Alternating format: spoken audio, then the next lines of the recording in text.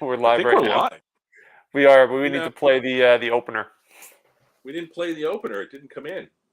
No, but I'll let you. Oh Hey, well. everybody. Well, Hang you know tight. what? I set it up, but it didn't stay because I came back in. Oh Here, boy. here. I'll tell you what. Let's. I'll run it. Here we go, everybody. Hang tight now. Welcome to Four Collectors.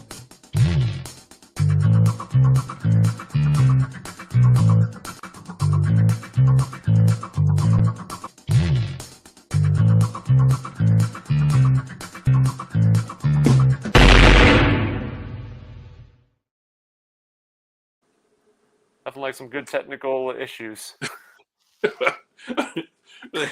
You know, every time we have something on Four Collectors that I need to put out, I just like run to John to do all the work for it. And this time he's like, you know, he didn't say it, but I think the implication was, dude, like just do it yourself. You have to click like 3 things, and of course I screwed it up. Good evening, everyone. This is Four Collectors. I am Dan. That is Sammy, and we're sort of co-hosting this this Philly show. We're gonna have Leighton coming on pretty soon. In fact, there's Leighton right now. So let's. You ready to come on, Leighton? Oh, he's sideways now. No, he's getting his camera ready to go. But I think he's good. I don't want to jump him right on. I was on Carlos's live stream on Friday night, which I have been watching as a chatter for a long time and participating in the chat. And you know, he and I have exchanged emails, and finally we decided he offered me a spot, so I said let's do it. And I came in and I was on in like 30 seconds. It's like give me a chance to breathe a little bit. And then Wednesday I was on the Misfits live, which was a lot of fun. Also, You're making the rounds. And Mancini, yeah, somebody, I think it was Donnie Livestream called me Danny Livestream. So there you go. Well, let me bring Leighton on. Good evening, sir. How are you? Good. How are you guys? Hey, Leighton. Good. So, what's up, Sammy? Are you back in northern Jersey now? We are. Yeah, working on putting my son to sleep. Okay. So I know you were the dealer that we asked to come on because you know, I've been on your show a couple of times and you've been on my show on my channel, so I figured it would be nice to bring you on, Leighton. But when I asked you, it was before you had a little bit of a big life event, you know. So I really want to thank you for coming on because I know you're not 100%, as they say. No, I'm not Gem Mint, but it's all right. But you know, in the vintage world, Gem Mint is a dream. You know, we want a little, what do they call it, patina. So there's a little more latent patina out there on. I guess so. Yeah. On the side of 78. I'm a little off-centered, you know. I don't mean to make fun of what was a traumatic event, but I can say that it was kind of shocking to hear. And then, you know, I texted you and I felt like, you know, you were probably getting texts from 100 different people, so I didn't really want to spend too much time. But you know, you should know that everyone in the hobby who you know and who knows you, you know, cares about you and you know, was really concerned about your well-being. So we're glad to have you hanging out and doing live streams. I saw you on Jeremy's show last night. That was also a lot of fun. Yeah, no, I appreciate it. I wanted to comment about something that you just said. So keep in mind that, you know, when you go through something like that, it's very personal, of course, to that individual, or if they were in a crash with, let's say, several people. But you said something, and I'm just going to tell you how it resonated for me, is, you know, you said something along the lines of, hey, you know, you might have been inundated with, call it 100 or hundreds of texts. And the reality of it is, at least from where I stand at that point of life and where I feel like I sit now, there is no too many. And so it was all welcomed, and I'm very grateful for all of it. And, you know, I just wanted to say that. So I appreciate the sentiment, Dan, very much. And, you know, very grateful to be here. So the other thing is that Sammy was on with you and Jeremy on the other show that you do, which is Vintage Spotlight, another show which I thought was terrific. So we're all old friends, I guess. Yeah, that was a really fun episode, Sammy. Yeah, no, it was great to see how much of an impact that the interview with Pat Quinn had on you. I was, it's kind of like when in the moment of doing that interview with Pat, you're just kind of taking in so much information about his experiences. So when you try to encapsulate all of that together and recap it later on, it's hard to kind of gauge everything. But for it to have such an impact on yourself and the hobby world was really prolific for me. So that I appreciate that. It's very cool. So we all went to the Philly show this weekend. Sammy was there Friday. I was there Saturday. And Leighton, I guess you were there Friday, Saturday, and Sunday. Yeah, my son was a champ. He really was. Well, I got to see him for a little bit, say hello, and I think he remembered me, thankfully. I think he did. He had a good time. But I remember a few years ago when he was a much littler kid, I went out and got him some chicken fingers. And Dan, I remember we were desperate because Sammy was one of those where, the Philly show, of course, was blossoming in this new location, but they really didn't figure out the food situation. And what I mean by food situation is you not only have to, of course, feed the patrons, but you have to feed the people who are actually exhibiting. In this case, my son was probably 7 or 8 at this point. I don't remember exactly. And, besides which he actually has a rare medical condition and he actually has to eat. So I see this line and there's no fast pass here, boys. So I basically look for like a friendly face, and Dan, you were a friendly face. So I'm like, I throw money at him. I'm like, listen, just get him something, chicken fingers, French fries, water, fruit, whatever you got, anything, banana, I don't know. So we the amazing thing about that was that show was in the B room, which is now like the secondary room of the Philly show. So not only did they grow into, out of the casino, grew into the Greater Philly Expo Center, I think it's called, and there's like a bunch of different buildings. Now they take over not only the A, which is like the biggest room in that facility, but they're also now completely into B. Any thoughts on that? Yeah, I mean, it's a big show that's blossoming, and to be fair, I don't think it's alone, Dan. I think that shows in general I hear are doing well.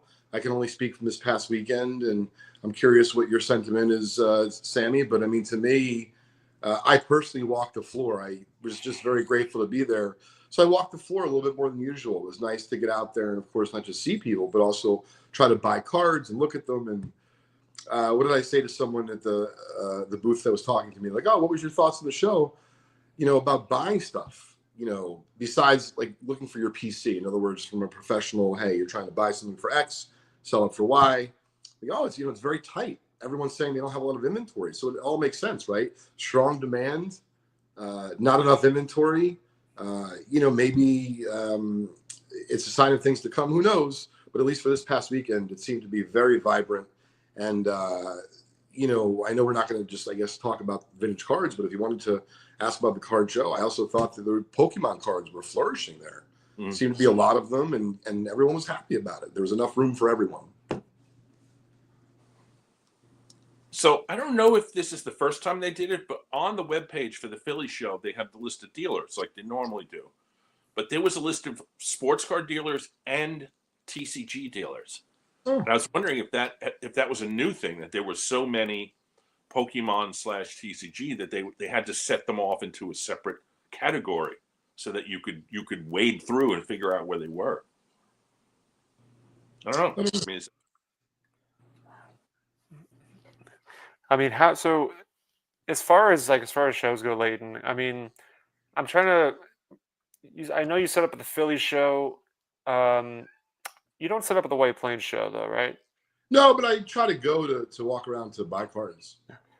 But as far as some of the bigger shows, it's the Philly show, and I can't recall if you set up at the National as well. But oh yeah, no, we've been set up at the National for probably the last 20 years. Okay, then yeah. But it's okay. Oh, I saw that earlier. Mookie saying about the buying chicken fingers and then selling 3 fingers. Oh, he's gonna be here all night, so that's something to get used to. But from your experiences, I mean, how would you kind of differentiate, if you can, the Philly show versus the national? Besides the physical size and the, is how would you kind of characterize it? Sure. So I guess the first thing I would say is the Philly show is a great experience, but you're trying to talk about comparing like the regular season to the World Series or the regular season of the Super Bowl. And so I don't want to say that the Philly show isn't great because it is. Like, I love baseball. So if you said to me, does game 43 matter? Like, to me, it does, right? Some people might argue it doesn't. Um, and so, to me, it's night and day as far as not just size, Sammy, but if we wanted to focus on vintage cards, I kind of felt like I finished the show this weekend and I ran out of stuff to look at. That never happens at the National. It's not even possible for one person. So I guess that's my first stark difference as far as that. And the other thing I would share is, but this is a really positive note for Philly. You could go down to Philly for, let's say, one night, get a hotel room, and if you work diligently walking, you could definitely cover the floor of an amazing show in 2 days and one night. And you can't do that at the National. So, I would say that there's enough vintage where if you're interested, even if you're not trying to buy cards, in other words, maybe you're just someone who enjoys it, like going to the Hall of Fame. In other words, you look at it like a museum. You pay your admission, you buy a hot dog, you have no intention of buying anything, and you just observe. I think Philly's great for that because you can actually take a bite and you can finish the apple. But whereas the National, there's just no way to not be overwhelmed. I can definitely, yeah, that's the overwhelming aspect is really kind of takes the cake for the national. I think a lot of people agree and um, have that feeling. The one I'll tell you why I love the Philly show and why I consider it my favorite is because of the fact that I got like prime example. I don't, you're not set up in my planes, and a lot of the regional shows, I don't really, we don't really get a chance to see you. So that's a great. I mean, I got to see your table there. I got to see William Chappell's table there. Stan and Ash are typically at the White Plains show, or they're there. But again, it's just seeing everybody all together, really like a conglomerate of the dealers all centralized in this one big show. And the physicality of that space really kind of makes it feel like you're at one of the best shows of the year. And Yeah, listen, I concur 100%. It's fantastic. yeah, it's a great opportunity, and to really find something unique for your collection, because again, you're getting dealers from all over the country that you normally wouldn't see unless maybe you're going to the National or perhaps Strongsville. If you're, I mean, of course, just focusing on the vintage side of it. Yeah, Leighton, you were at Strongsville last year. We hung out a little bit. That was fun. I feel like Strongsville and Philly are very different for me because of the dealers. Like you have your Chapel and your Chasser and Stanlock and those people. They're at Strongsville and also at Philly, but there are a lot of local guys in Cleveland that I never see really. So Dan, that's part of the reason why I'm choosing to not set up. In fact, I was asked a few times this weekend, and I would love to set up, but there's only so much you can ask of your staff. They don't have unlimited hours. You don't have an unlimited staff. And so I'm going to go out to the show. And because of what you just shared, that's one of the main reasons why I want to walk around. Yeah. Listen, beyond to buy, right? Buying is fun, but you have to network. I like to see people and talk. And there's not many other shows. Like in Philly at this point, I pretty much know everyone, which is great. But in Cleveland, or in Strongsville, excuse me, I agree with you, Dan. I saw people, I'm like, huh. He's like, oh, yeah, I've had a shop of making it up for 27 years in Indiana. Like, that's amazing. So, I take out my phone, and he's like, what are you doing? I'm like, well, just in case I'm ever in blah, blah, blah, Indiana, I'm going to come see you. He's like, really? I'm like, absolutely. So I agree with you. That's why Strongsville is super cool, and I have every intention of going to walk around, but we won't exhibit. So we have a question from Mookie, a good one, actually. How do you approach buying at a show like Philly? And was this a successful show for you this weekend? Well, I'll try to answer the overall first because that's easy. It was very successful, but not because of necessarily the reasons why you would normally think a dealer would say, which is, hey, I bought a lot, I sold a lot, right? I traded a lot. And in some cases, it's true. We did. We bought a lot, we sold a bunch, but that's not the reason why it was great. It was great because I was very grateful to be there with my son for the first time experiencing really understanding money and seeing him grow up before my eyes. And I don't want to, I really don't want to go like off the beaten path here. And I'm Dan, you know me very well. It's not that hard for me to do. I felt something going on for me a little bit this weekend that wasn't normally. I felt very light. And so I tried to be a kid. That's actually why I walked the show floor by myself, because that's what I would have done as a kid, and I would have enjoyed it thoroughly. And to be fair, as a kid, I would have had $12 figuring out very carefully how to get the most cards for $12. But this weekend, it was a huge success, but not only because of, let's just say, buying and selling. And I'm sorry, the other question was, how do I approach it? I mean, I would say it's an interesting question, Mookie, because we take a look at our records after every convention. Like, we'll get together this week. We'll talk about how much did we buy? And then of what we bought, how much did we actually buy at the table, meaning the booth? And then how much did we buy on the floor? So we get analytical as far as that goes. And then we'll come up with a list of things that we might do for, let's say, the next show, which at this point will be September. We'll probably implement some things at the National we might try. And so we're big fans of trying things. And like in baseball, right? We don't have to bat 1,000. We can bat like 3 out of 10. And if 3 ideas out of 10 are good, we might increase our buy next time and our selling next time. But make no mistake, it was highly successful. And I'm very grateful for being there. Mark Hoyle, who's up in New England, asked us, all 3 of us have been to Shriners. How does it compare to Philly? I think we've actually talked about this before, Sammy, on a previous live, but interesting to hear your take on it, Leighton. So I'm sorry, what's the question about Shriners, Dan? Compare Shriners to Philly. Okay, so from what I remember, now to be clear, for full transparency, I probably haven't been to either the spring or the fall winter Shriners in maybe like, it might be almost 2 years, I'm not sure, but I had been setting up at that show for a while. I've been, walking around that show for a while. And so for me, there was always a discernible difference between the spring and the fall and the winter. And I know I don't want to mess it up. May he rest in peace. Rich Altman, when he was alive, was running, I think, the spring, and the fall belonged to like the GBSCC. I could be saying it wrong. I don't know if it's like that anymore, but I just wanted to make sure that I'm going to clarify. I'm going to give you my perspective, guys, from what I remember. And from what I remember, the fall/winter show absolutely more resembled Philly, and the spring show was cool, but it was more of like, had that good localish type show feel, meaning definitely a lot more modern, definitely a lot more Pokemon. And remember, it's not the size of Philly, so they don't have the advantage of expanding as they get more dealers. Like, it was actually quite hard to get into the Shriner show to be an exhibitor for a number of years. I don't know how it is now, but that would be kind of like my hot take. In other words, if you're a vintage person and you're listening to this, just, on the blind, if you had to say to me, go to the spring or go to the fall winter, 100% go to the fall winter show, because it's more sports oriented. And a lot of those people, like the old timers that you want to meet, like Dan's talking about in Strongsville, maybe someone you don't know from your circuit, from your neck of the woods, they don't do the spring show, all of them, but they all do that fall/winter show. And I saw that every time.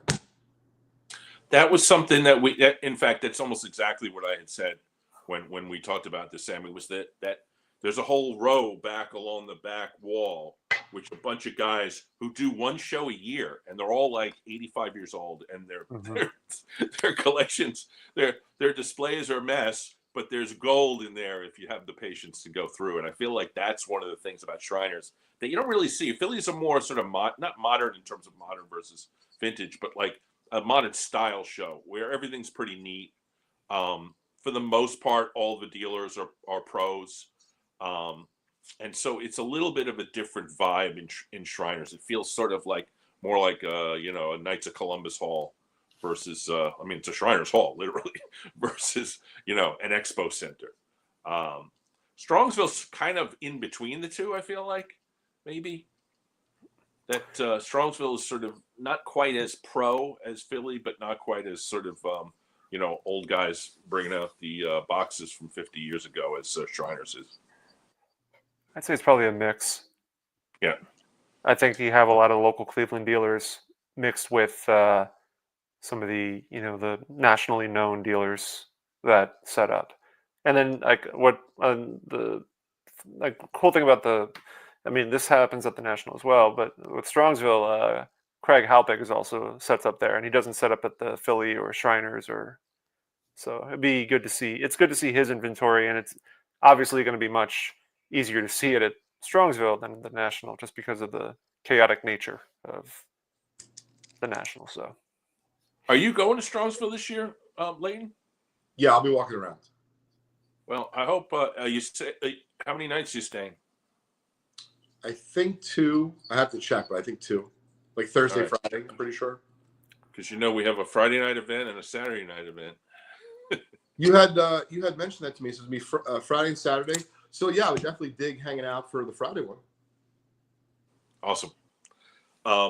So we all, I guess, bought, and I did a video on my channel this morning where I teased my number 1 pickup. So I promised everybody that I would debut it on this show tonight. So the backstory here is that Leighton and I have been communicating about a Babe Ruth card for years. Most recently, the 1.5 worldwide gum that you purchased, I guess, up in Canada, right? No, it's from Canada, but they shipped it to us. Right. They should. Yeah, it was one of the town with only one street light or something. Yeah, the closest traffic light to these folks was 300 miles away. I originally planned to go there, and that's pretty much the reason why we didn't go. So the worldwide gum card, I saw it, and it was striking in terms of the amount of eye appeal we're talking about, and it was one of those cards where I feel like the technical grade took the price down, but the reality was the price should have been as you had put it. And it just wasn't a number that I was financially able to do. But fortunately, at Philly, there's a whole bunch of great dealers, including Ash. And I did go over to Ash's table, and I saw a card, and I decided to financially do it. So I put my money together and my Venmo together, and I bought a card. So I am going to show it. It is the 1933 Gowdy Babe Ruth. It is a 1. It's a 1 because of some creasing right in the center. And of course, the corners are a little beat up.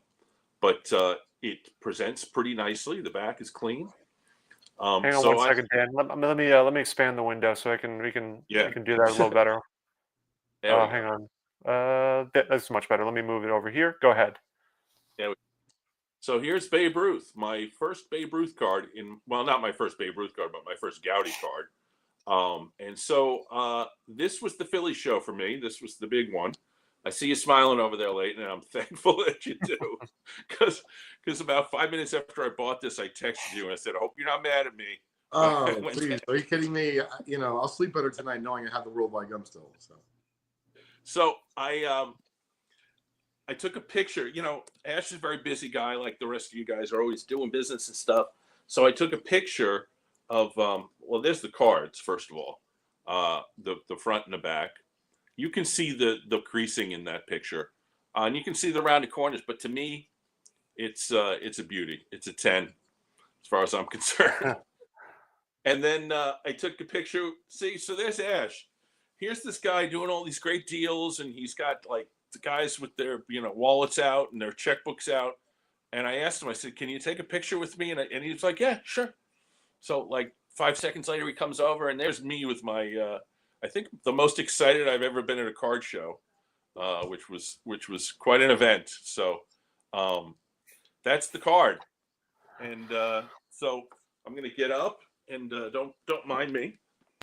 I'm just going to put it here right in the center of the display. It has its own place already. So Congrats, Dan. That's awesome. yeah. So it's pretty pretty much buzzing, and that happened, I'd say, probably about 1 o'clock, maybe a little before that. I should thank Paul Borges, who said to me, maybe not directly, but he said, that's a good price. It's the card you want. You have the money. Do it now, before you regret it and you go over there and it's gone. And I was like, you're right. So I over and did it. Yeah. Do you know Paul at all, Leighton? I do. I bought cards from him at the show. Oh, you did? Okay. Yeah. Awesome. Because I've been to Newport a couple of different summers. Actually, I think it's 3 different summers, and gone to his shop up in Newport, right in downtown.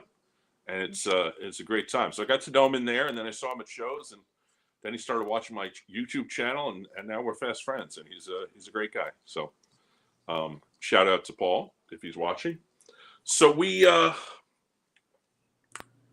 was going to see if anybody wanted to have any questions or comments about the Babe Ruth card, but I guess it's basically just saying, "Wow, nice, thanks, congrats." Yeah, that stuff.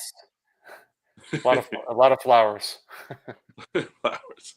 I mean, rightfully so, man. I mean, that's a card that many people would just either have in their want list. I mean, I'm sure tons of people. So there was a time when I was a teenager, when I got it was a reprint set. It might have been Galasso did it, of the Gaudis 33 and 34. It wasn't the whole set. It was like I don't know, maybe 30 or 40 cards, like the highlights of the sets, the 2 sets. And it was the red Babe Ruth and the 34 Garrick, the portrait. So at one point, I would carry around those things, and I'd look at them all the time, and I would say, these are the 2 cards that when I grow up and become a big boy, I'm going to want to own these. And so yesterday, I finally pulled the trigger. So I think my 13-year-old self would be extremely happy that I finally got the Ruth and the Garrick. So, and now they're right in front of the display. Perfect pair.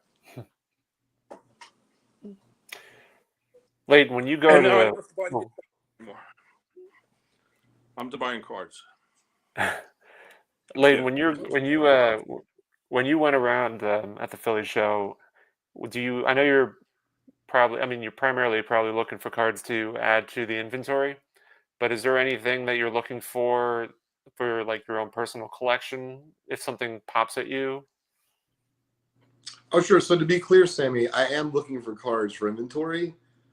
But the reason I actually enjoy walking around is because of the thrill of the chase for not only for my collection, but I also say just like for the unknown, meaning, let's be clear, right? I love buying things for my collection. But I also like if you were just running into something that you didn't realize, like, oh, you're going to buy this cool inventory. And to be clear, right, because I don't know how everyone thinks about inventory, but to me, it's not the same as like it was 20 years ago. In other words, some people buy inventory, like they're selling it on their phone through Facebook or who the hell knows what's going on these days, like when they're walking away from the table. Whereas others are putting it in their shop. Others are putting it on eBay. They're going to auction it. So inventory can mean a lot of things these days. And so for me, it's fun to do and look around for, but I also like the thrill of the chase. And, because I just collect sports cards and things related to cards, it's like a kid in a candy store. A kid in a candy store at that type of place, being the Philly show. So Mookie has a question for you. In your interview with Sammy and Leighton last week, it was fascinating. Can you talk about your approach to hobby media and how that has affected your business? That's an interesting question. Sure. So my approach to, I didn't really realize it was called hobby media. It's kind of interesting. But my approach is I more look at it as I produce content, meaning it all started, I'm a storyteller. I like to hear the stories behind the collections that I would read about as a kid. So like if Alan Rosen made a find, although he might have found like 1,352 uncirculated whatever, I'm like, yeah, but where did he find them? How did he find them? And not so much at the time that I thought it's because I wanted to find them. Maybe I subconsciously knew that. but you know, listen, like my mom read Hardy Boys to me when I was a kid. Like I liked the adventure, right? So I'm not sure exactly where I'm going with it, other than it's really about the excitement of the unknown, and you know, just very enjoyable. So I think Leighton, this is Orlando, a collector's dream. I'm sure you're familiar with him. He says Yeah, that sure. in your store you have several great Ruth cards, including a American Caramel. I didn't know that. I guess I was laser focused on the on the Gaudi. There was what was it? You have a Cy Young card that you're looking for. I don't know. Is it Yum Yum Yum? I don't know what that is. No, I bought a Mellow Mint Cy Young at the last Philly show.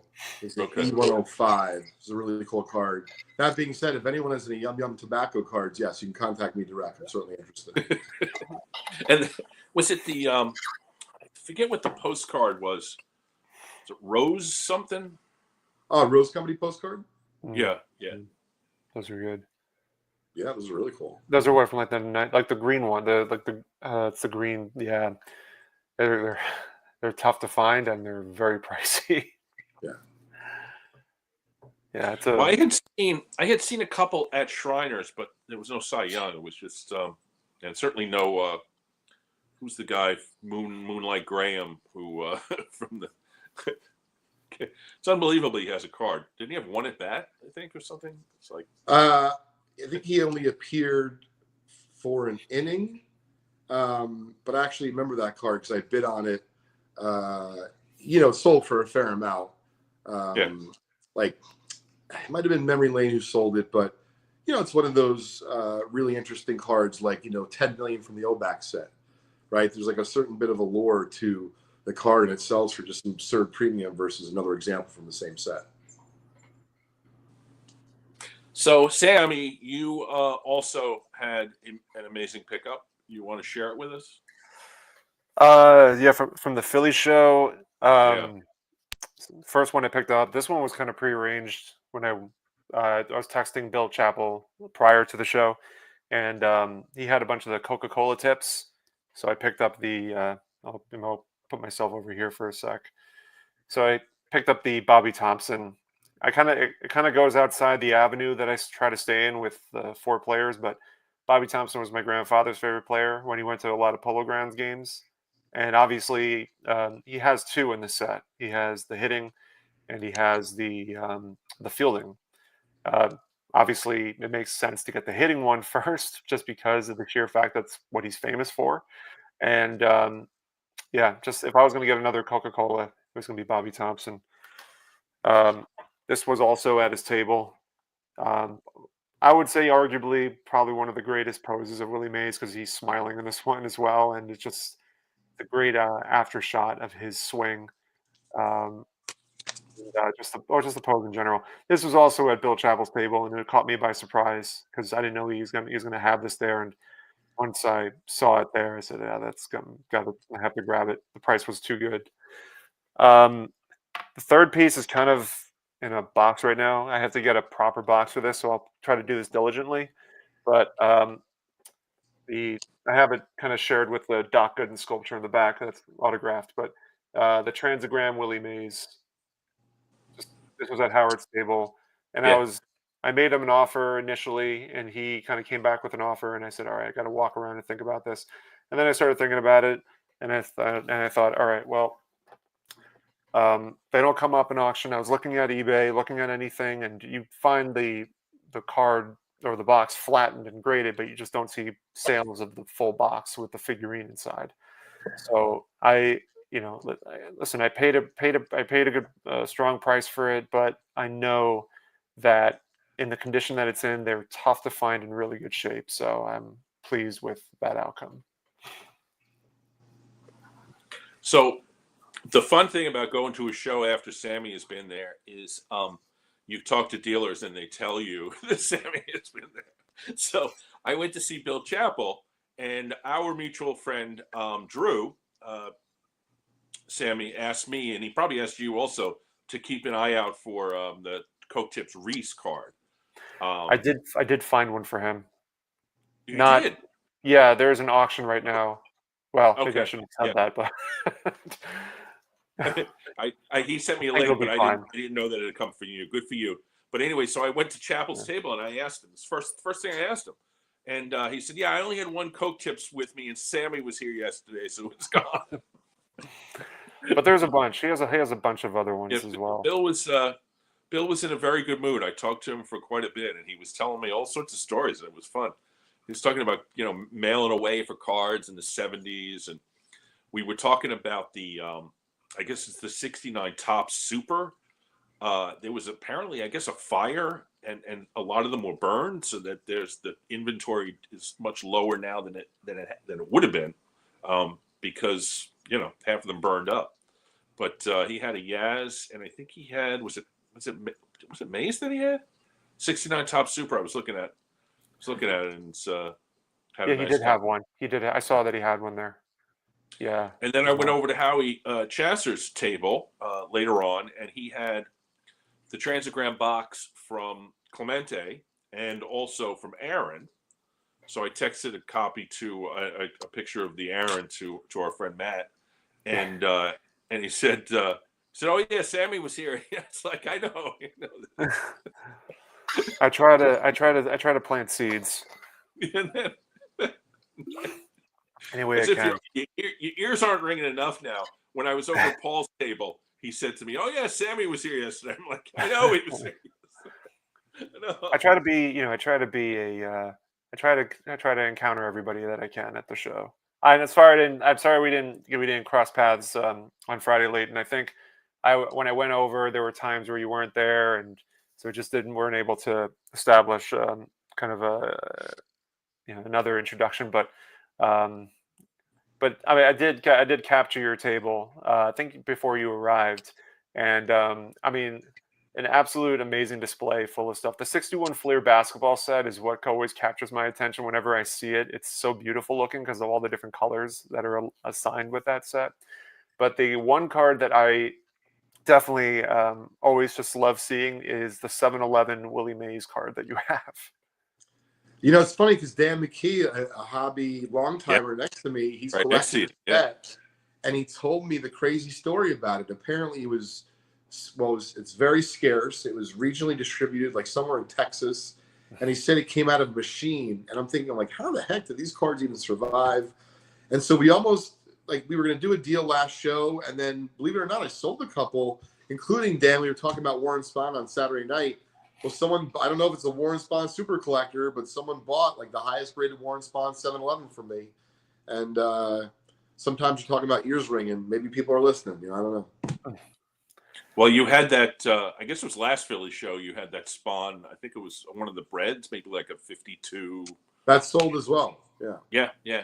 The card that I love the most I always visit your booth because I like to talk to John and whoever else is there. From the team, but you have that Joe Jackson card. I'm not even sure. It's one of the caramels. Yeah, it's an E90-1. Well, it's funny because I was looking for a Cracker Jack Joe Jackson when I was walking the floor. I didn't see any. I saw a Cobb at Ash's table. I didn't see any Cracker Jack Shoeless Joes at the show. So if you have one out there, folks, drop me a line. I'd love to hear from you. I know Stan Locke had a very large inventory of Cracker Jacks for a while, but I think he's gone through them. Oh, I was in his booth. I looked. Well, I did get this card from Stan. I don't know if I don't think I showed you this, like in the 33 DeLong. Oh yeah, Lefty Grove. Congratulations, love that set. Yeah, he. So I saw this and I bundled it with this, which is another fantastic card that fits in like 3 different aspects of my collection. Oops, I dropped some stuff. But with this one, so Stan says, yeah, this was my card until recently. I upgraded my example and I put this up for sale. So now I have a official Stan Locke Lefty Grove card. So happy about that. Shout out to Mark. He's in the chat. We did our Lefty Grove show together, and I know he has this card, but now I do too. So Are there any So, notable? Yeah, go ahead, Dan. I'm sorry. no, go ahead. Yeah. I was just going to ask it for Leighton if there were any notable pickups for you this weekend. There were. I don't have any of the cards with me. I do have a couple things in my bag that I bought for my PC, but they're not cards. I could grab them if you'd like. Sure. Okay. Hold on You one want to second. go grab them? All right. Won't take very long. So when I was at Chapel, I also got 3 more of these guys. The double headers, right? One of which includes, these are the double headers. This is Curtis Roberts, who was the first African American player in Pittsburgh Pirates history. So that's cool. People call that card a common, but it's not a common. Are you working on the set, or is this just collective I'm working cards? on the 55 doubleheader set, but it's in the early stages. The good news is that I'm building it from the top down, so I already have Ted and Jackie and Aaron. Perfect. That's the way to do it, I think. Yeah. Okay, so just because I feel like we have a card show here, Dan, I'd be remiss if I didn't at least show some cards, but I didn't buy these at the show. However, if we have stuff that comes back from PSA and we don't have time to price it before the show, we've clearly labeled like, hey, just in, and, we'll take people's information. If it's only one card, maybe we'll try to price it out of the show. But this was I think it's the balance. There might only be 1 or 2 more, but these are the balance of the Hindu Tito 6 cards that we just got back from PSA from the collection that we bought last year. They're all commons, but we got a 3, a 2, 1.5. So, those were kind of cool, but that had nothing to do necessarily with Philly. However, this is the pickup I made at Philly, and I'm happy to share the story with you behind it. But someone, I guess, told me about it, and I'm certainly a big wrestling fan, but there's just something about it. It's like a very striking image, or at least that I find. Andre the Giant was an animal in terms of his size, but he was also known as a gentle giant. And so if you check this out, it's just an amazing photo. I haven't done any research. I don't know who the little boy is, but clearly he's showing his hand and how much bigger it is than the little boy's head. And so I thought that was a very interesting photograph, and I collect photography. So this is the back. I don't know who Linda Boucher is from Quebec. I'm going to do some research starting this week when I have a moment. And I thought that was kind of cool. The can of worms that will open up when you research somebody who's on the back of a card is an experience that I can speak about, having a couple of videos on those. I actually love that stuff. Just regular people. Well, he's Andre Giant's arguably the greatest professional wrestler and entertainer in the world today. I mean, I don't know if you ever watched his documentary, but I'd highly recommend watching it. Yeah. It's quite remarkable, the relationship that he had with Vince McMahon for the longest time. I mean, and then when you start, I mean, I don't want to go down the rabbit hole of pro wrestling. I grew up on that stuff, but let's just say one thing: WrestleMania 3 between him and Hulk Hogan was the breaking point for WWF at the time to kind of skyrocket, because those two just put on a memorable match in Detroit. But anyway, that's another conversation for another time. But that's a great photograph. It will be fun to look that one up. Yeah, most certainly. Yeah. So, any other pickups you want to share with us, Leighton, that maybe you don't have in your possession right now? Oh, sure. So I bought, I would say, in general, there might have been 1 or 2 other cards for myself, but nothing major. And then as far as the inventory I bought, I would say it ranged from tobacco to like the 60s. And I specifically found it challenging. Apparently I waited too long. I didn't know. But I got to a few people's booths on like Sunday morning or late Saturday afternoon. They're like, oh, I had a stack of Manals. I had this many. And so apparently, Manals are selling as well as ever. Although I would say this, if you wanted a 1952 Topps Mickey Mantle in low grade, this would have been a wonderful show to shop for one, because there was, I don't want to misspeak, but there probably had to be 5 or 6 easy, because there was the two, that I photoed, and then I saw several others throughout the room. And I thought for like a smaller, it's a big show, but still not the national, but to have easy a half dozen accessible, I thought that was interesting.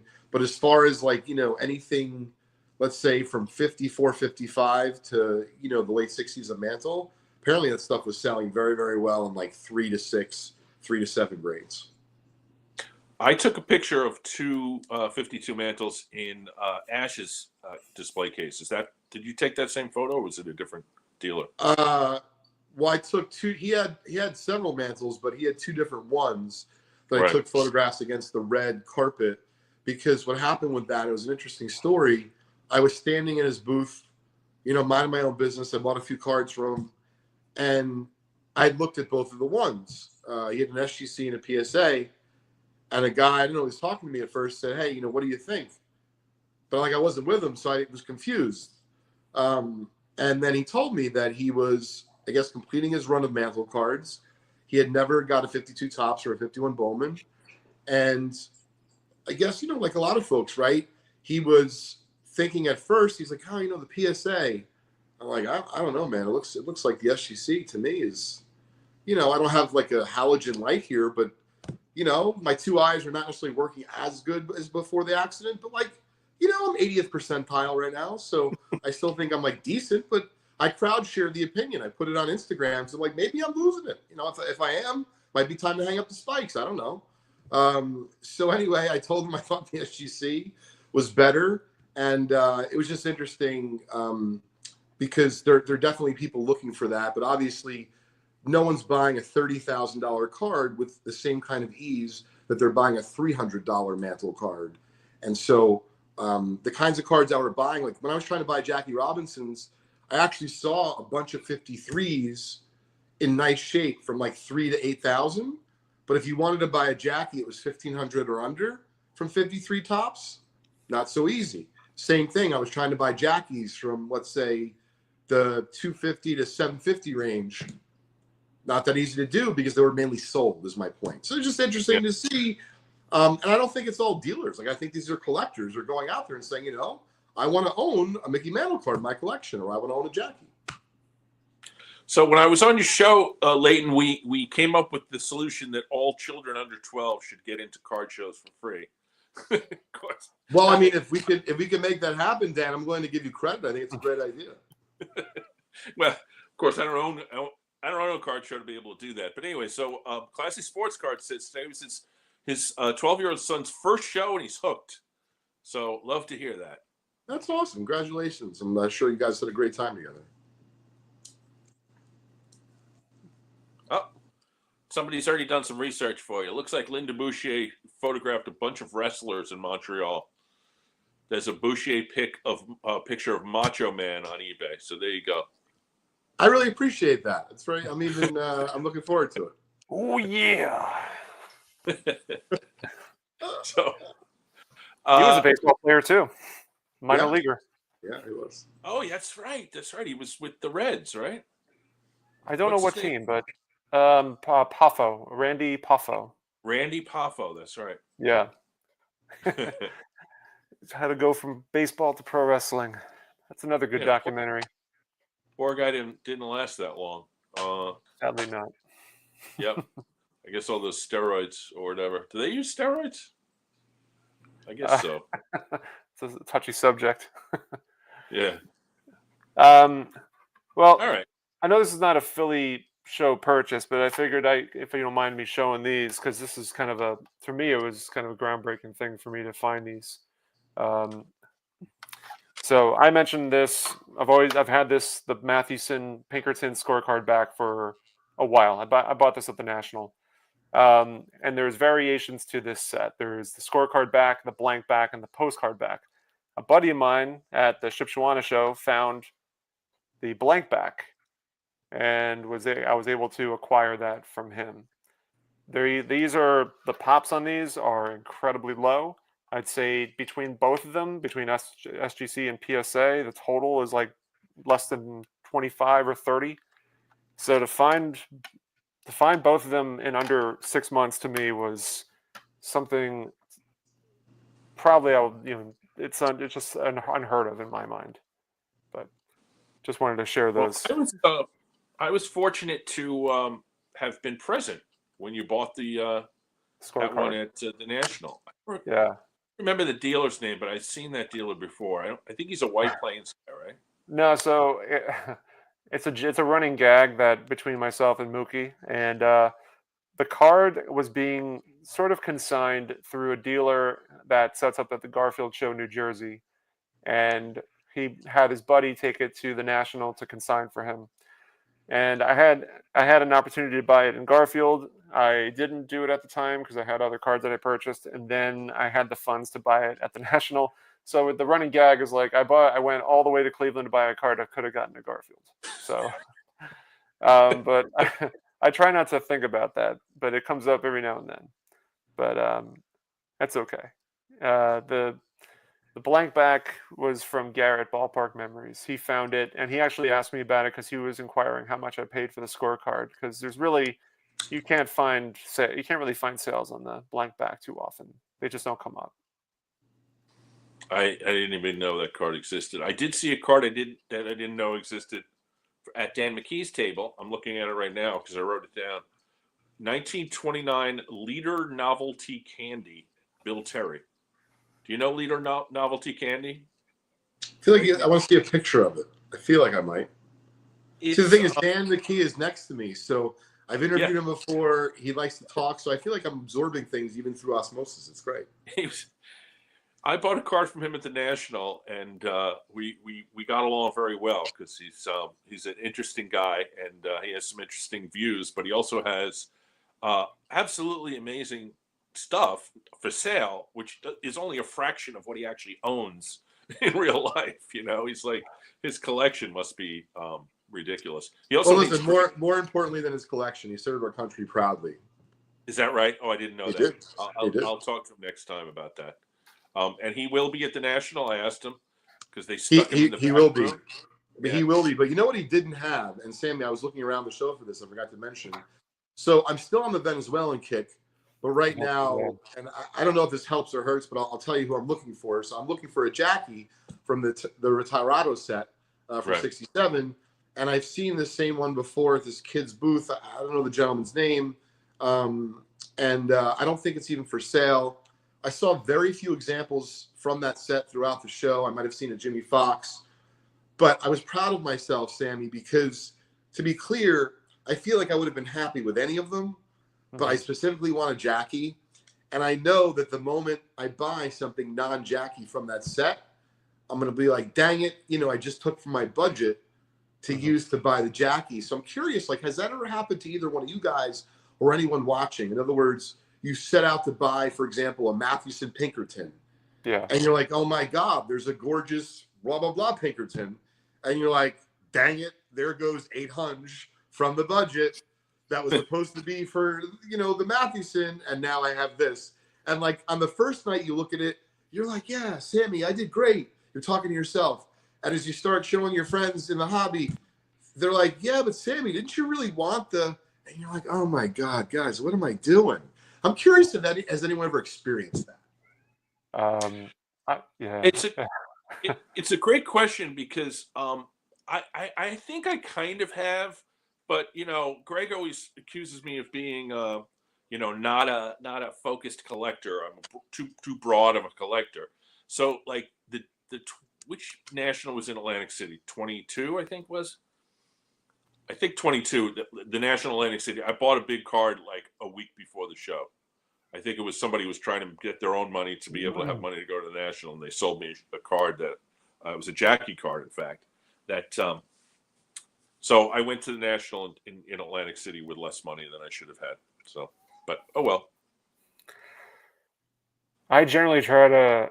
So yeah, if it comes down to you buy something and then you're thinking that you missed out on an opportunity, I think it's probably safe to say that a lot of people have experienced that at one point or another. You try not to make it a habit, but as I think you were talking about, you kind of come up with a list of what you want, and at a show like Strongsville, it's a little bit easier to be able to manage that. But when you get to the national, it's like, it's hard to be able to decide. All right, do I want four really good cards, or do I want one, or do I want the one gigantic card? And what Yep. happens if I find one of those four good cards first? Like, it just becomes a puzzle, and you really have to try to find the right pieces. But that's a challenge. You have to really kind of have your priorities set in the way you want to. And also, I think with that, the more times you go to these shows, the more times the dealers to go to for those sort of things. So I think that factors into it as well. Well, there's some good information. The ATM limit at Strongsville is $300, so bring your cash cash. before you go, or if you're Mike Petty, bring checks. Cards to trade or a check. That's the Mike Petty special. The Ash taking Venmo was my enabler for the Babe Ruth card. So that's what you got to do. Actually, let me ask. I mean, Leighton, this would be a good question. I want to ask. In a scenario when you don't have enough cash, I mean, PayPal. We do PayPal friends and family? I mean, that's from your perspective. That's just as good as cash, or what's your take on that? Well, we don't accept PayPal friends and family, but the reason being is because you can jeopardize your PayPal account by doing that. Okay. And Sammy, it's how I eat. It's how I feed my team, and I can't jeopardize for a few percentage points. And so I just, whether it be absorb it, in some cases, in other cases, like for example, I just started listing cards, albeit not that frequently, on Facebook at the beginning of the year, and I try to tell folks, hey, you can pay via 4 different ways, but if you pay via PayPal, you have to use goods and services. You got to add 3%. And to be honest, like 60% of the time, people don't do it anyway, and like I just don't even bother. But I would say we accept a variety of different payments, which allows me to pay a variety of different ways. If you run into cash, I think, Sammy, like for someone like yourself or Dan or others, even if you're not a dealer but you're just well known in the community, I think someone would take the card for you and put it aside and say, oh, you ran out of your cash, but great. What are the arrangements? I mean, I've done that for folks.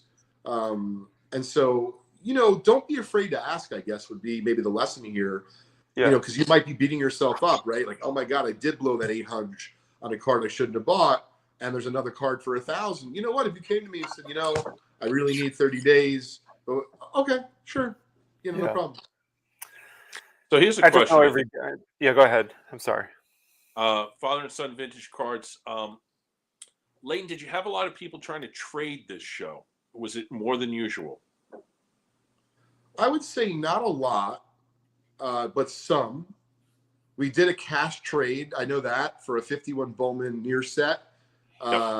We did a Clemente and some cash for a 51 Bowman near set.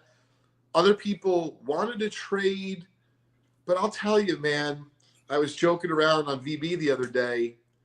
I miss the days of just saying, hey, I want your 75 Nolan Ryan, and like, I'll give you a Winfield.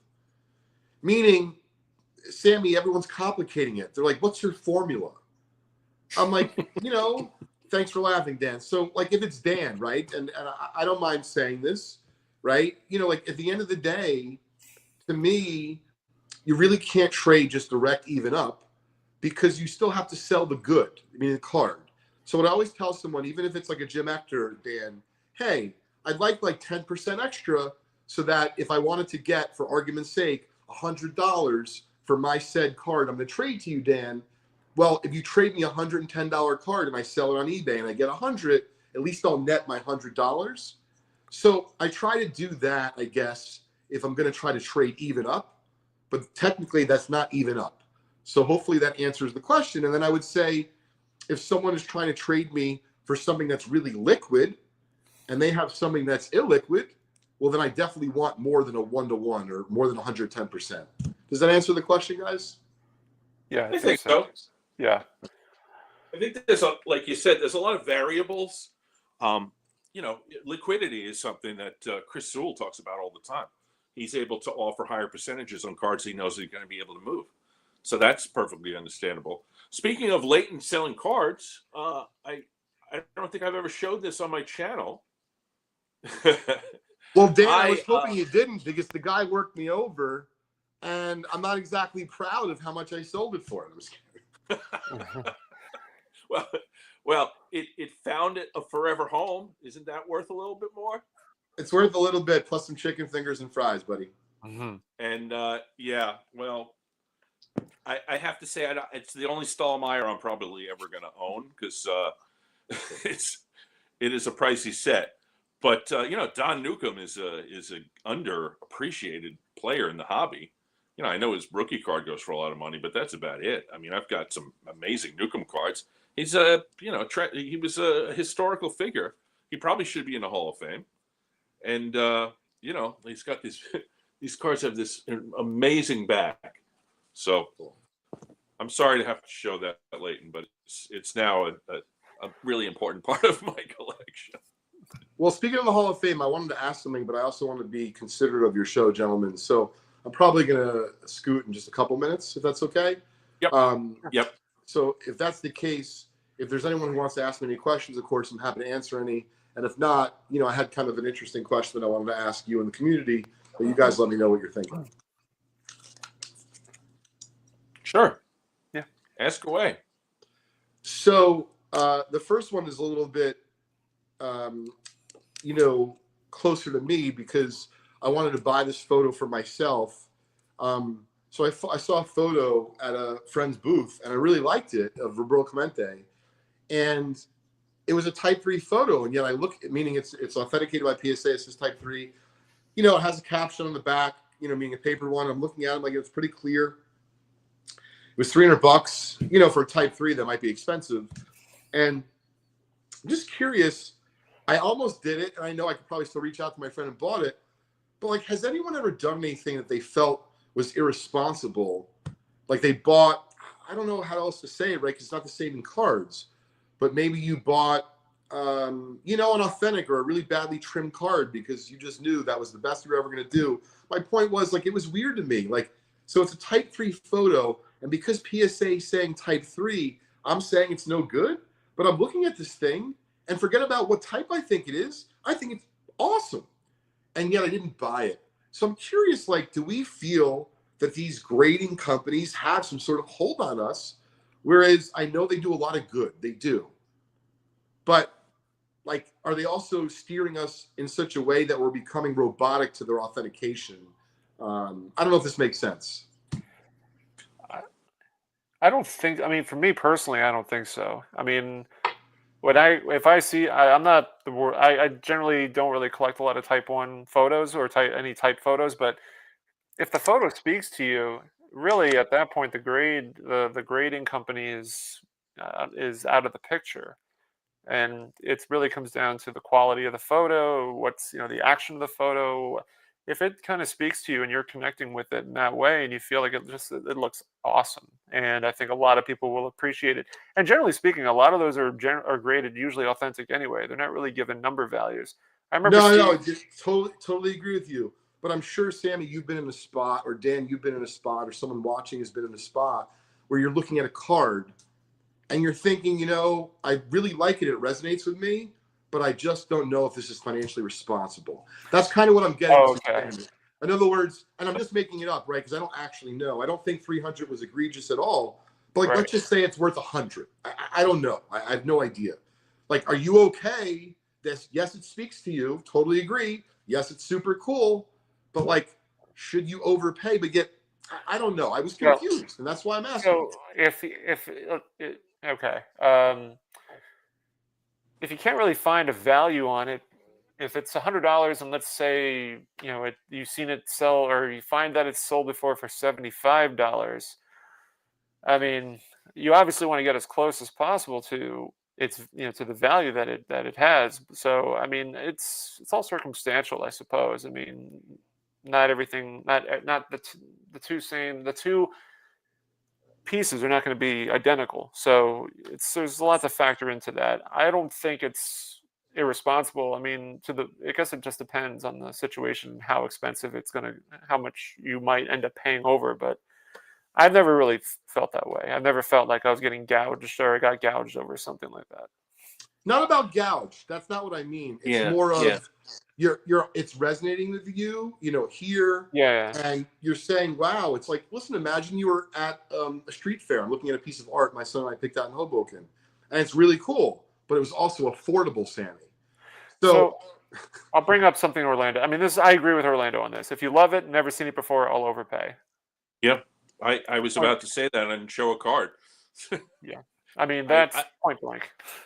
I overpaid in the REA auction for a card that I've wanted for a while, and I thought the example was eye appeal was way above anything I'd ever seen before for a 1, and so I overpaid, and I probably overpaid, I don't know, several $100s above comps, but I thought it was just because, I mean, I looked at this card and I said, this is what I want. This is the one that I want. And the example, I've seen examples with creases all over the place, and this one has a little bit of a paper loss down here in the corner, but for a 1, this looked fantastic. And I know what the comps are, and I paid above it. I knew I was paying up on it because I wanted it. I think this, and what Orlando said is true. If you see something and it's what you want, and I'll overpay. This card, it's never going to go down in value. I don't think you're ultimately going to end up with. I'm not going to sell that card. My family is going to sell that card, but I think they're going to make money on it. Let me put it that way, and I get to enjoy it in my the end of my years. So, well, I feel like I can keep the chat going forever, but I would say that part of the question I asked earlier plays here, because for me, it's not so much about the overpaying. And this is where we're talking about the discipline as a collector. So to be clear, gang, I've been collecting photos for 20 years. Mm-hmm. I've sold 2 photos ever. So similar to your sentiment about your Lajoie, I don't want to joke about not being here because of what happened recently, but I understand. We're not going to be here forever, that's for sure. And I do agree that overpaying for something that you enjoy is absolutely not wrong. But at the same time, if I'm someone who's willing to buy, for argument's sake, $1,000 or a $2,000 Clemente photo, do I kind of feel like I'm wasting $300? And what I mean is, it's not going to be able to be resold for the same amount. So it was like to quote from Rounders, right? It's a difficult laydown, because I love the photo. And to be fair, if I thought that I was going to win the lottery tomorrow and have infinite funds, of course I would buy it. It wouldn't matter. But that's not how the game is played. We all have some sort of finite resources. And so for me, it doesn't mean tomorrow I won't wake up and have some sort of harrowing nightmare about this and contact my friend and just say, I'm going to take it, because it is $300 and it's affordable-ish, right, to make a mistake. But make no mistake, I'd rather have like a type 1 from 5 years earlier in his career. And I know that it's going to be hard, obviously, to describe it because I'm certainly no artist, but it's literally one of the most gorgeous Clemente photos I've ever seen. And it's of him. I'd have to say it's probably at Wrigley, and if it's not, I don't know where it is, but he's going up against the ivy trying to make this catch. And I'm like, oh my God, I felt like I was there with him. And to be fair, it doesn't hurt that I'm reading Roberto and Me right now, my son. It's by Dan Gutman. So like there's a lot of Clemente fever going on in the Sheldon household right now. If I could point out to you something you might want to take some time to watch, Leighton, if you haven't already, one of our other 4 collectors is Theo, and Theo has the Clemente Collector channel, and he did an interview with the man who's founded and runs the Clemente Museum in Pittsburgh, and it's absolutely fascinating interview. The gentleman who he's interviewing is going around the museum as he's being interviewed and showing things that are part of the questions that he's being asked, and it's absolutely fantastic television. So if you're in the Clemente mood, I would suggest doing that. But watch it with my son. Yeah, I think your son will love it. Is there any sense that the macroeconomic turmoil is starting to affect the auction market? Wow. I mean, I tell you, for being in like overtime for me here, that's a pretty intense question. I was going to say, do we have time for this one? I would just say, listen, be smart. I'll tell you firsthand from our booth, we had a very successful show. I don't believe we sold the card above 10,000. And I'm not saying this like anyone should feel bad. What I mean is take it for what it's worth. I heard similar sentiment around the room that sales were very brisk and strong, but that when it came to call it $20,000, $25,000 and up cards, maybe they weren't moving at the same rate as they were the last show. But I don't know if that's true. It's just what I heard from my side of things. Every dealer that I talked to had been having brisk business all weekend. And these were guys that I know personally, so they were not giving me the BS. Oh, it's great. No, they were telling me, this is the kind of show that it's been. So, we did, if you wanted to put Crosby to bed, I'm 100% behind that, Leighton. You've given us an hour and 10 minutes of your life. So thank you for that. I really do appreciate that. Well, listen, I've given it, but I've also been very appreciative of Dan, of our friendship. And, Sammy, in the short term or the short time that I've got to know you, very much appreciated meeting you in person. But also, like I said, I was really moved by the Pat Quinn interview. And when I see folks, if they ask me, hey, like, do you have something you recommend to watch? It's like one of the first things I tell them about, because it's not only entertaining, but it's also educational. And to me, that's a great combo. I appreciate that. Thank you. Thanks, guys. I really appreciate you having me on. I'll see you soon. All right. Thanks. Take care, my friend. We'll talk to you soon. You like this? All right. So I guess we're going to be finishing up, and we have the outro for the flyer. Let me see if that comes up. Okay, that will come up automatically. So yeah, John set that to come up. So anytime there's a technical thing, I just ask John and he fixes it for me. yeah. So Yep. I think we both had tremendous weekends, Sammy, and I'm so happy to see your video. And the great thing about you doing Friday night video is that I could hear the excitement in your voice, and it made me excited to get up early the next morning and drive down, and had myself a heck of a day. So thankful to you for that, certainly.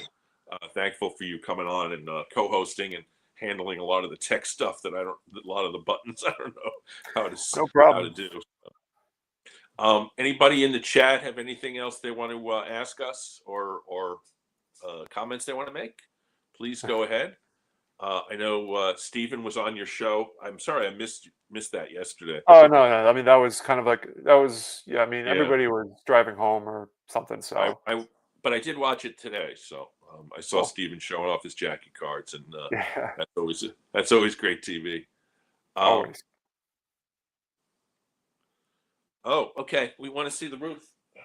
Yeah, I'll separate the screen here. There you go.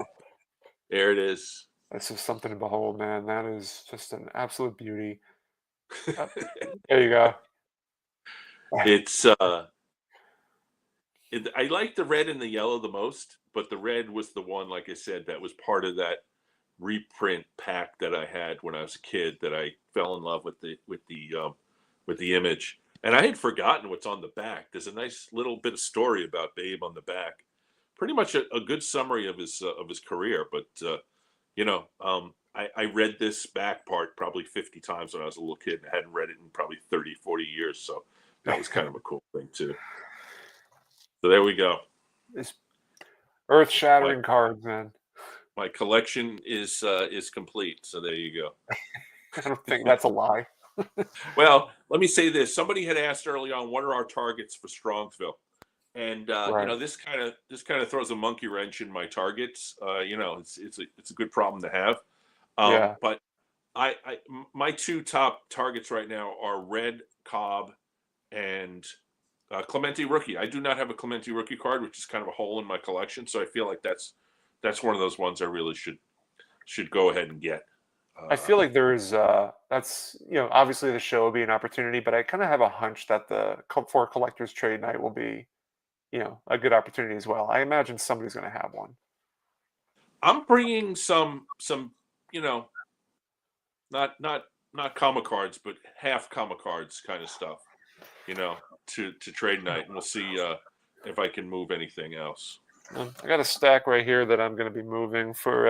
I'll probably do a separate video at some point on this, but I'll might as well show it here since we have the time. Just there's more to it, but Sure. planning on moving the this white cap Mathewson that I have, um, the W516 Christy Mathewson from 21, the hand cut, Yep. the Centennial stamp that I have of his. Um, let's see, this one is the S74 Silks, missing the backing to it. Yeah, someone had asked in the chat if you still had that. I don't know. Maybe they're interested. I don't think you're going to have any problem whatsoever. Gotta have the always have to have some transograms here with me. So I got the Frank Robinson, got an LK line, Nolan Ryan rookie. Wow. Yeah, moving on. Because the thing is, those certain some like the Nolan Ryan rookie, and then I'm open to selling my mantle. A lot of this stuff you can always find again. So I'm not gonna have remorse if I do end up trading it or selling it. So we'll see. That's the thing about moving 50s and 60s cards, I think, is that Yeah. there's the inventory is out there. When you go, Yeah. you do the videos of the shows, but I have the video in my head from walking through, and it's Mhm. like I'm not even looking at 50s and 60s cards that much anymore. I'm mostly looking for the stuff that I don't see.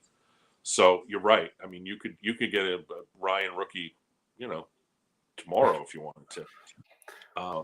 So, Mike, I understand what you're might come as a little bit of a shock.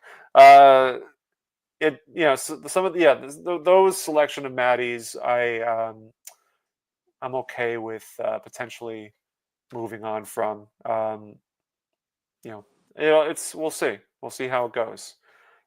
If none of them sell, that's fine, or none of them trade. If I can't trade anything, that's fine. But um, believe me, there's like a handful. There's like a lot of the Mathewsons I have on my display case. Those I'm holding on to, like the T205, T206, the American Caramel that I have, and even some of the non-playing days, like the Retorado and the Propaganda Montiel. I mean, those are to me are just This is memorable. actually a great idea that Stephen had. I know before the National, Rick did some videos where he was selling some cards, and I bought one from the video and emailed him and picked it up at the National. I think this is a great idea. Do a quick video of what we are bringing on trade night. I hadn't even thought about it. Well, Rick did that a lot. He's done it for a lot of the big shows, and I know he's done very well with it. So, but yeah, I kind of I anticipate making a video. I'm sure. I think Orlando did one as well. I'm sure he's going to be doing one. I mean, that's a good idea. Yeah. And it looks like Jake has been moving 50s and 60s to pay for pre-war lately. So no issue at all doing that. I mean, like I said, depending on what it is. I mean, if it's like a Topps 50s or Bowman 50s, and then you go into 60s, chances are you can always kind of reestablish and find it. That's true. Orlando says he does. Yeah, actually, I remember here from last year. I was going to buy one, but I think it's sold before I even got a chance to get in touch with him. Jake what Jake did with Matt from By the way, Matt from Providence, I did not see at the Philly show. No, I didn't see him this time. Yeah, I know he had an issue with he was sort of being buried underneath somebody's giant sign last time, and he was boxed in there a little bit for him. But Matt put together a whole bunch. Not Matt, Jake. I'm sorry, Jake from Wax Pack Wisdom put together a whole bunch of 50s and 60s cards in a whole stack, and did a deal with Matt where he ended up getting a Cobb, which I thought was just brilliant kind of work. Oh, absolutely. I mean, yeah.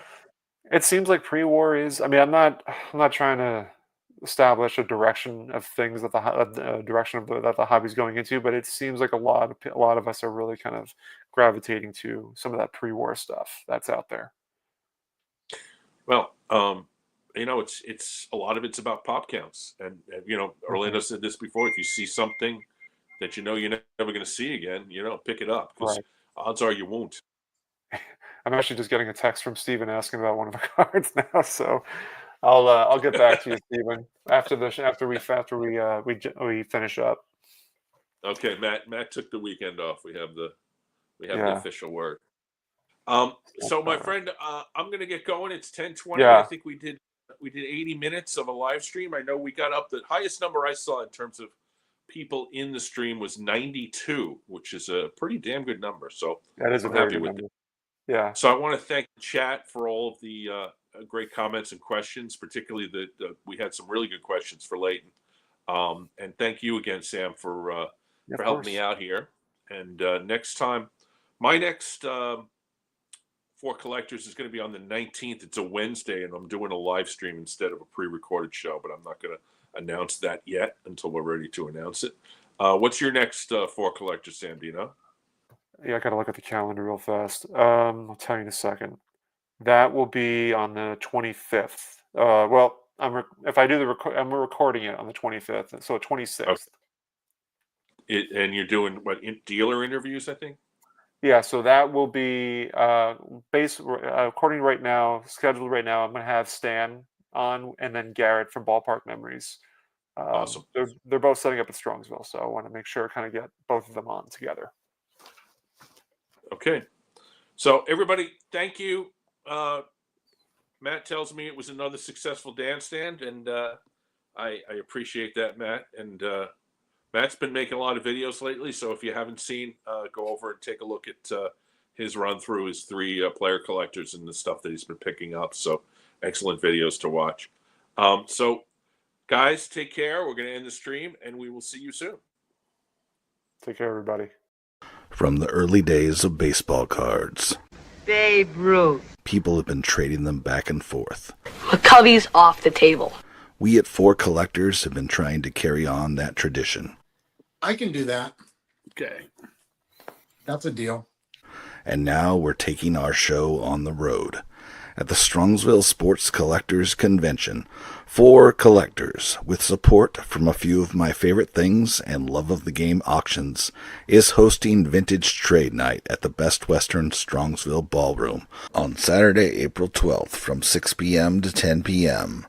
With the help of our generous sponsors, admission is free and free pizza will be provided. Be there to join the fun.